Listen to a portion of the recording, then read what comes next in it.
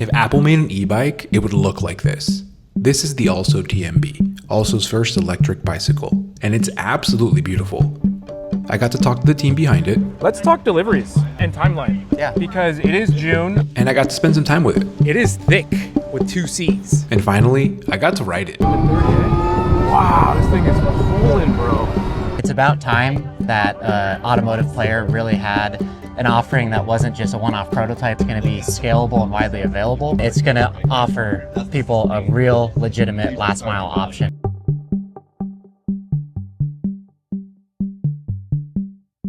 Born out of Rivian, this is the TMB. Also's first electric e-bike. It's a class 3 e-bike, goes up to 28 miles per hour on pedal assist, and we're here in San Diego test driving this around La Jolla. This beautiful Saturday, man. It was just awesome. People are out. And this bike is buttery smooth. 0.3 G's off the line. You can keep up with cars super easily. And you feel safe riding in areas where commonly you have to share the road with cars, because you can just accelerate, very nimble.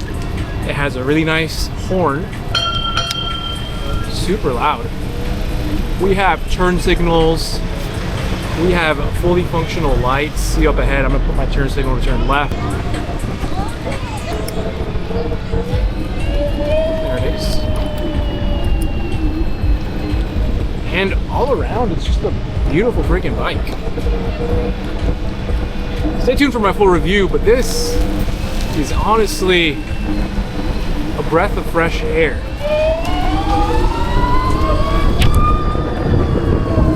Okay, so let me back up. Also is a micromobility company spun out of Rivian. RJ Scaringe, the founder and CEO, is the board chair. Launched with $105 million from Eclipse Ventures, they have since then raised over $500 million at $1 billion valuation, with Amazon and DoorDash signing on as partners. The thesis? For the world to fully transition to sustainable transportation, we also need small form factors, hence the name. Anyways, back to the video. Now with the standard edition starting at $3,500 and performance at $4,500, that's definitely premium territory. And on their online configurator, you can select those different options, the different top frames, the ride package with your tires, and even the handlebars. Now I did test the Solo and the utility frame, so more on that later. The difference is basically just the weight and then what you can carry, the load and whatnot. Now the all-terrain tires are really cool because they are super chunky and they do change some of the modes that you get offered. But this is why I made my way out to La Jolla to really see what the hype was about and to speak to Eric Berkemeyer, the market manager in San Diego. You have a really cool background. So I know you've been a major player in the San Diego personal electric vehicle space for years, right? With Treadlights, then was acquired. Also with Riptide. You kind of went from skateboards to an automotive grade e-bike born out of Rivian. How has the local San Diego riding culture shaped what you think a small premium EV needs to be? Yeah, I think in my 10 years in the micromobility scene, I've seen a lot of companies come in and leave, with a lot of them just prioritizing, trying to make as much money as they can. And that leaves a lot of consumers that genuinely need a last mile option left in the dust. Some companies have, gone out of business, and those customers then have an e-bike that they can't get replacement parts for. And I've seen this in the local community. So I think what really drew me to Also before I worked there, it got me really excited as being a legitimate player coming out of Rivian in their micromobility space that can really bring the design and reliability standards from the automotive industry into this segment that maybe hasn't had that much expertise previously. So I think this is a huge opportunity for Also to really add a lot of legitimacy to this category and provide users with a really solid, reliable, high-performing option for last-mile commuting. And it's really unlike anything else that's been created so far from the ground up. So I think it's about time that automotive player really had an offering that wasn't just a one-off prototype like I've seen Ford and some of these other car companies do. This is an actual direct-to-consumer product that's going to be scalable and widely available, and it's going to offer people a real, legitimate last-mile option from a trusted company that people can feel good about us being in business 5 or 10 years down the line. So I think I'm really excited just for having a legitimate option for consumers in San Diego. Let's go. Now for my test ride, it definitely felt like a unique experience. It started off feeling like a normal bike, starting off conservative with assist level 3, then 4, but the second that I bumped it up to 10. Wow. Yeah, it just pulls. Brakes felt confident, suspension soaked up everything, and the build quality is undeniable. It felt like the first time that I rode an electric scooter except on a bike with bigger wheels and doing 28 miles per hour. And it didn't stop there. See, it felt intuitive to ride this. Plug and play, if you will. If you're an avid cyclist, this is gonna feel pretty good, just with a bit of extra juice. Now, one thing that became incredibly obvious was that the throttle button wasn't actually enabled. Now, you did have the assist, right? So I'm pedaling with 10 times the assist and it feels so good. But the throttle button isn't actually giving me that throttle response because here in California, Class 3 e-bikes aren't allowed to have a throttle. You can have pedal assist, which is what I have here, but that means I have to pedal in order for the assist to engage. And I thought it was going to be a little bit more of a deal breaker, but I still had a blast. So this, instead of being like a throttle, it's a pedal assist increase. So you'll see once you start pedaling at like a 3, and then you push down on this throttle here, it's going to help accelerate you through the pedal assist. We're taking pride in being the legal e-bike on the road. Hats off to them for keeping it compliant. And it did not make my experience any worse or dampen it.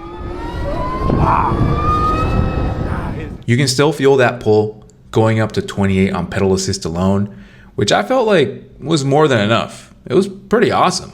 And what does sport do? The sport mode is just going to give you a little bit more juice. All right, so let's see what sport mode can actually do. Let's go up this hill that is actually a 9% grade. Wow, this thing is pulling, bro. Yeah, it had absolutely no issue keeping up with the pace of the traffic right in front of me. And on this 9% grade, it felt so buttery. Something that I was thinking about after the ride and that I didn't really notice at all was just how intuitive it all was. See, DreamRide actually detects the incline and adjusts your pedaling resistance in real time. So I'm climbing a 9% grade, but I barely feel it. Like there's resistance, but it all just felt so buttery. The integration is so seamless, you don't even notice it while you're doing it. And I think that's the crazy part. I think that's what they're going for here. And it was seriously such a thrill to just see it in action and feel it. Now, if you're a cyclist, you know what a Sharrow is. It's that road marking up ahead, a bike symbol with 2 chevrons above it. And it's supposed to indicate to a driver that this travel lane should be shared by both bicycles and motor vehicles. But as any cyclist will tell you, when you see a Sharrow, you still try to stay out of the way and you try to hug the edge whenever possible because there are so many distracted drivers out there, so many people with car brain that don't want you to share the road, that you are super hyper aware. But on the TMB, I felt a lot more confident with the acceleration, the technology, the turn signals. I was definitely holding my lane. And that confidence is something that I think is super important with the TMB here. One of the most dangerous times on an e-bike is when you're starting at a stoplight and there's a right turn up ahead. So if you're not able to keep up with that car, it can turn into the right lane, and that's where a lot of accidents happen. So we did a ton of data collection at stoplights, and we found that on average, most cars start with about 0.3 Gs of acceleration. And that's where we went into the design of the TMB as a main requirement, is this thing has to be able to go to 0.3 Gs of acceleration off the line. So that way you can keep up with the cars and avoid them turning into the right lane. Okay. So everything about this bike was designed so you can keep up with cars off the line. Let me show you what that looked like on my ride.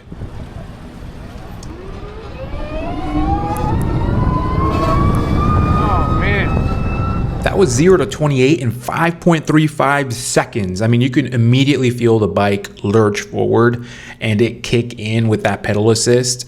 And it gave me that confidence that I needed to be riding in this area where bike lanes are far and few in between here in La Jolla. And you have to ride with and around traffic. So navigating definitely seemed easier, maintaining speed and getting off the line, which was very important, felt awesome. And I'm so excited to get my launch edition because I'll be able to bike in beautiful San Diego. I mean, just check this out. You're biking around beachside, feeling super confident, super safe. There were a few things that I noticed need a little bit of work. One, I kept on forgetting to turn off my turn signals because there was no audio indication that they were on. Now, the team did say that is a big thing they're working on, so I'm sure this will be patched pretty soon before delivery, I'm assuming. The other thing was that I did notice the portal wasn't fully functional, like the navigation system wasn't fully functional just yet. I'm assuming they're working on that. But that's why I sat down with Eric and I asked him what sort of things we should expect from the portal. And I am excited to try that once it is ready. So in our app, when you set your destination, you'll actually have 3 options for your route. You'll be able to get there the fastest, a balanced, or the calmest. So fastest is going to just be the most direct route, get you the fastest, and you may end up on roads that don't have a separated bike lane. Oh, okay. But if you put it in balanced or even calmest is really going to be an unlock for riders that are new to e-biking on the road. The calmest option is going to only route you in bike lanes. So it may add an extra 10 or 15 minutes, but you can ensure that you're only going to go on bike lanes. So it really empowers any user, no matter their level of biking, to be confident that they can get to their destination safely and comfortably. I think it's great that they're using tech to tailor your riding experience based on what you want out of this bike.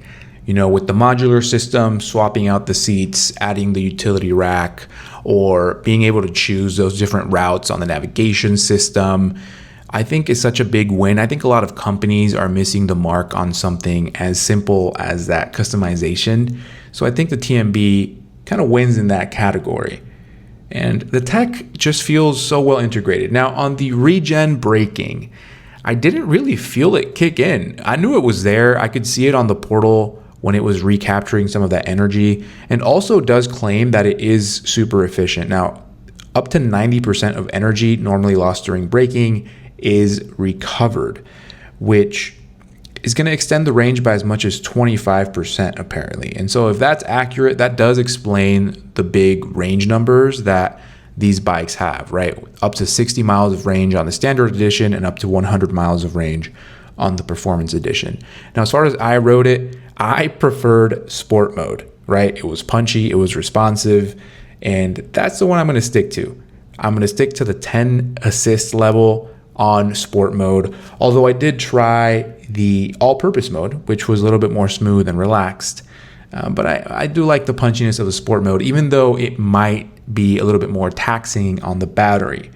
For the battery, my first 15-minute ride, I did start at 81%, and then I pushed that really hard in sport mode, climbing that 9% grade, and I ended at 68% battery. So that's a 13% drop. And it was a demanding ride on the performance model, so I'm not drawing any conclusions yet. I'll reserve final judgment until I can do a proper full range charge test. But the technology, the integration, and the feel of all of it, overall, super well polished. And the other thing is they have this DreamRide system, which is a pedal-by-wire system is what they're calling it. So the pedals are actually not mechanically connected to the rear tire. So it's all software controlled, but it feels like a real bicycle, which is super trippy. You get the cadence, you get the feedback. I think it's phenomenal.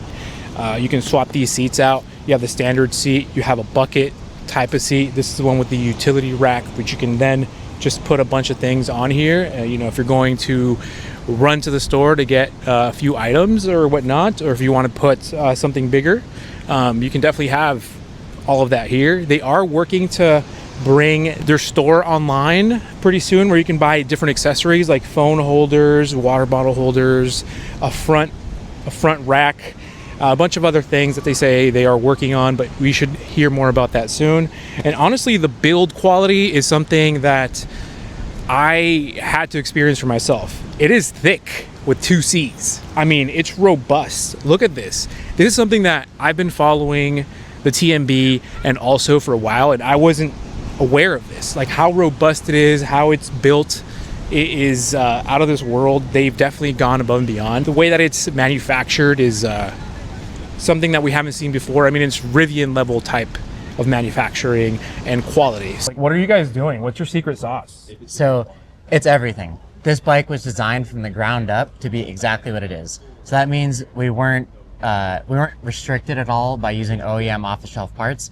A lot of other e-bikes you see, 10 years into this mature market, many of the e-bikes iterate off each other. So a lot of times you're getting traditional bicycle components like the cassette and derailleur that are made for a bicycle.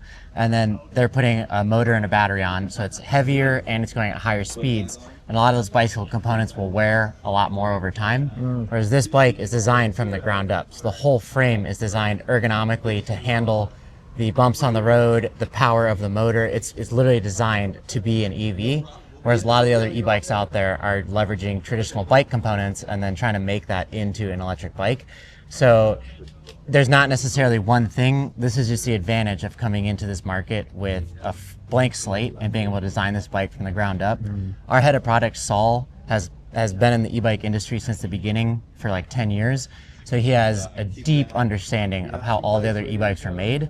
So this was like his dream come true, to have a blank slate and the support of the Rivian engineering team to really design a truly EV experience on two wheels. The EV experience is certainly there. This doesn't feel like any other e-bike. The hardware and the software are pretty well integrated. It's totally unique. Everything feels like it was designed to be there from the start, which is why, in my mind, this feels like the Apple of e-bikes. So this leads to my excitement. Like, when are we going to see these out in the world? Which led me to my next question. Let's talk deliveries and timeline. Yeah. Because it is June. Deliveries were kind of slated for sometime in spring. You did push it back to sometime in late spring. We are reaching summer. Everyone online is super anxious and excited. And we have some people who are upset. We have some people who are super hopeful. But yeah, where does it stand? Yes, so we're trying to find that right balance between making sure the product is as good as it can be before it goes out the door. Launching our first product is extremely important that the TMB is up to our quality standards right out of the gate. We know that all the reservation holders expected a certain level of quality, and we're doing everything we can to meet that, and we intend to meet that before we ship the bikes. In terms of specific timeline, right now our team is working on getting a dedicated timeline for launch edition holders. I can't give you an exact shipping date right here, but I know within the next couple weeks you'll get an email from our team and they'll give you an exact date. Just know that we're only making delays because we want to make sure this bike is as good as it possibly can be before it gets to you. And I can tell you we are right there. Okay. These bikes that we have here have been performing great and we're super close, but we know that we're committed to a certain level of quality and we don't want to ship anything forward there. And we are super, super close. It's just making sure that we have enough testing on this, but we're very close. So you'll have your bike soon. All right, well, you heard it here first, folks. 2 weeks from now, as of the date of recording, you should, if you've reserved the launch edition, have some more info. What about everyone else? Is there any timeline for those people who've maybe put the pre-order in with that reservation? Yeah. Are they gonna hear sometime in the future? Or? Yeah, so for anyone that reserves today, you'll get a bike by the end of the year. So basically you put your $50 reservation down, that holds your spot in line, it's fully refundable, and if you purchase the bike, it goes towards the cost of the bike. And basically that holds your spot in line. Once our supply chain catches up, we'll send you an email. That's when you'll make the full purchase. And that's when we'll have a lot more detailed information about your bike. But broadly speaking, right now, if you place a reservation in June, you'll get a bike by the end of the year. Okay. That's super confident. I like that. Just before this video went live, the Also team did send out an email letting us know that launch edition bikes are going to start shipping in July and should be completed by September. They also let us know that due to the supply chain issues, they did apologize and wanted to send us a gesture.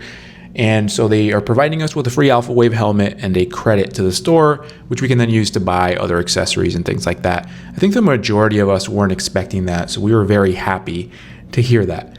And so I did pass the mic over to Eric one last time to give us his final thoughts before we wrapped. I would say if you're watching this video, I'd highly recommend checking out our website and coming to an event like Irving did today. The bike industry is mature. It's easy to look at this bike online and compare it to all the other options. You need to come ride it in person.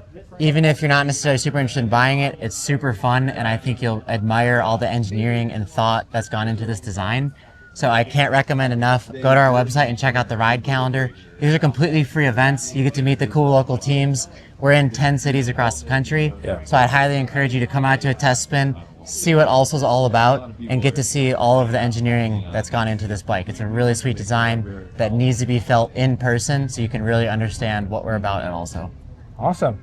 Eric, thank you so much for your time. Thanks for coming out, Irving. Appreciate you. And that test ride, man, was one for the books, man. That's right. Get out and test ride a TMB.